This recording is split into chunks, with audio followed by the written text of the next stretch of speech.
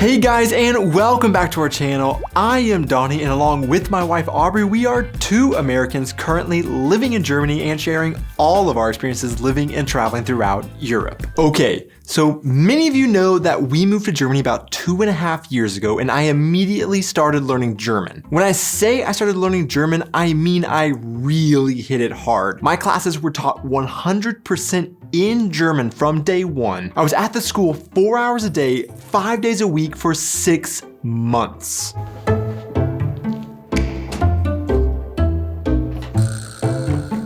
At the end of the 6 months, I had to take a written, oral, and multiple choice exam to prove my German language knowledge, and I got this piece of paper that shows that I achieved a B1 level of German. However, even with this schooling, this piece of paper, and living in Germany for 2.5 years, I still don't understand Germans. Now let me clarify that because it makes it sound like I don't speak German, and I do. I often get asked by Germans if I speak German, and I normally respond with saying, ja, aber nicht ganz fließend. That's because whenever Germans are speaking to me, or if I'm watching TV, or if we're listening to radio, I understand about 80 to 90% of what's being said. However, if the subjects get a little more complicated, then I typically can't follow along. Like, for example, at Aubrey's pregnancy appointments, then I can't. Wait, have we not told you about that yet? Oh, by the way, look at how German I've become wearing house shoes in the house now. Aubrey, we haven't told them yet. So we're gonna get back to the topic in just 1 second, but first let's address this. A lot of you guys have been asking where Aubrey has been and why she hasn't been in the videos recently, and this is why. Because we found out we are pregnant. Yeah, we'll be having a baby this summer, and thank you so much for everyone who's been concerned about me and asking about me, but we're doing more than okay. I'm just taking a step back from videos. So we don't actually know exactly what role Aubrey will be playing in the videos going forward for this time being while she's taking care of herself, growing this baby, and then giving birth to this baby. But you guys can go ahead and leave all of your questions in the comments below about, will we be having the baby in Germany? When will we be changing our name to Passport 3? And all those other kind of silly questions. But so for now, that's our big excitement. We're having a baby. Okay, thank you, Auntie. Bye-bye.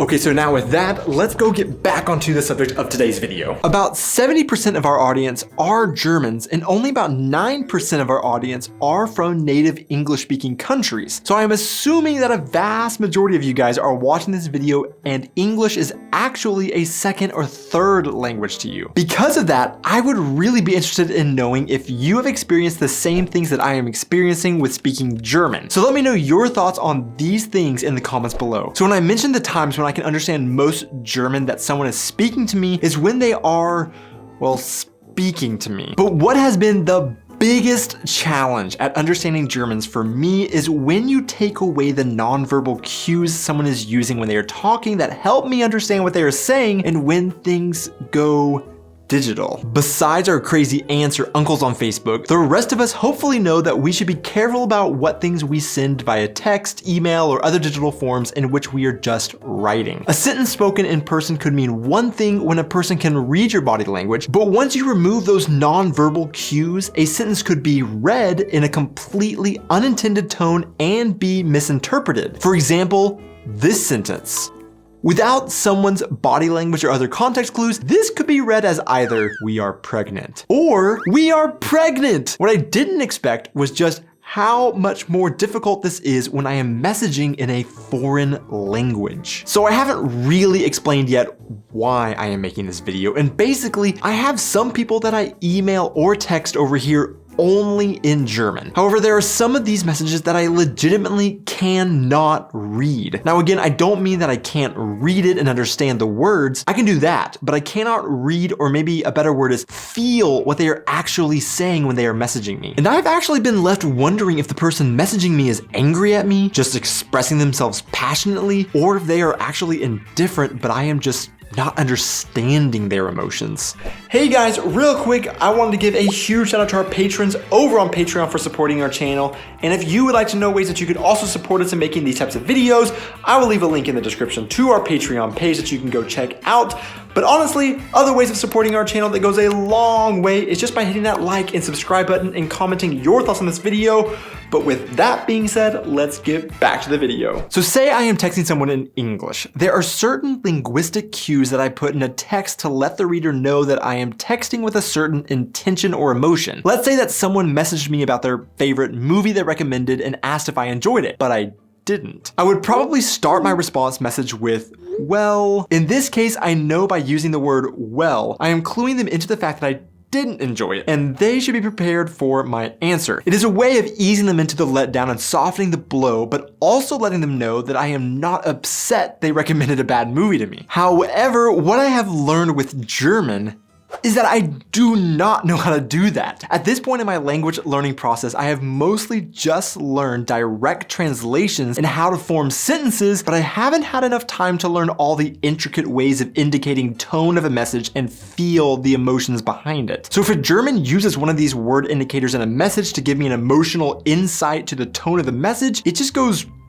right over my head. To give you a better example of a German sentence that I can't feel, I found a website, yourdailygerman.com, where they talk about one of the most confusing ways that a single word doesn't actually literally mean anything, but is used to change the emotion of a sentence. They gave an example of two sentences that feel totally different to Germans when they are read, but to me, I don't feel anything or pick up on the difference. The basic information in both of these sentences is the exact same. The gyms were closed, so I bought some weights. However, by adding the word ja in the second, the emotion of the sentence and the information changed ever so slightly. This ja says so much by altering the meaning of the first half of the sentence from simply the gyms are closed to more of a, as you probably know, the gyms are closed. In my German class, I remember that we had a sentence somewhat similar to this one in our textbook, and I stopped and asked our teacher, wait, why is that word ja just randomly thrown in there? Doesn't the sentence make total sense without it? Our teacher stopped and thought for a second as if it was just second nature to her and it was somewhat self-evident, or she was surprised I hadn't picked up on it, but in that particular sentence she explained the ja was just a way of making the information sound softer and more friendly than just simply stating the fact the sentence was trying to express. An example of something else that makes understanding German messages so difficult for me: when we learn a language, we have to start somewhere, so we often learn how to say a single phrase or translation to convey an idea for efficiency's sake, and we don't learn the depth of vocabulary to be able to more accurately describe what we are talking about. And since we are learning a brand new word, we often don't feel an emotional connection to the word that someone who has grown up with the word feels. An example would be the word soft. What does soft mean? Well, a cat's fur can be soft, but a mushroom could also be soft. But those are two different things and emotions to convey. Therefore, in English, we often would use different forms of the word soft to describe different soft things, like mushy, squishy, doughy, comfy. However, there are certain emotions tied to these words in English that give rise to different feelings when they are said. In an article by The Guardian titled "Bad Language: Why Being Bilingual Makes Swearing Easier," they wrote, many bilinguals report feeling less in their second language. It does not bear the same emotional weight as your native language. They later say the scientific term for this phenomenon is reduced emotional resonance of language. So let me ask you a question about an example of this. When you curse in your non-mother tongue, do you feel the same emotional impact of those curse words as if you were saying them in your native language? To be honest, I think a big part of the problem I am having with understanding written German and their tone that people may have in their messages to me is the lack of emotional connection that I have to the language right now. Not as in I don't love the German language, but the words literally mean nothing more to me than just a translation of English words. Therefore, a German may be sending me a message where they specifically chose the words they did to get an emotion across to me, but that message falls completely on deaf ears and I only read a cold, literal translation of the word that they said. Besides just these few examples of my current struggles with German, there of course are a lot of other problems with messaging in a foreign language for me, like words German use to convey a lot of information that have no translation in English, like doch, social norms being different, like Germans simply being more direct than Americans, and often directness being falsely perceived as frustration or rudeness in our culture, or as sometimes phrases that directly translate one way, but they aren't meant to be directly translated translated and are meant to convey a different message than it actually is saying. I guess what I'm learning is that this is something that will probably just have to come with time, and that language is so much more than just a stale form of expressing ideas. It is more than just words that are just sounds to convey information. We actually have a lot of emotion tied to certain words and combinations of words that I innately know in English because I grew up in it, but with German, I have no connection to making me miss an entire wavelength of communication that is being used in the form of written language. The thoughts and struggles I am trying to convey in this video, I guess, are slightly abstract, and I know that I'm not great at expressing abstract thoughts like this, even in my own language. So I really want to know your take on this subject in the comments and what struggles you have had with foreign languages. To see who made it this far into the video, the random question of the week is coffee or tea? Which hot drink do you prefer? Thanks so much for watching this video, guys. Be sure to hit those like and subscribe buttons, and we will see you in our next video. Living and traveling throughout Europe. I didn't check to see if anything was in my teeth after lunch, so I need to check that real quick. I think I'm good. Nothing like it was in my teeth. Wait.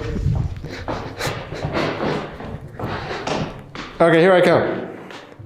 So we don't really know exactly what role Aubrey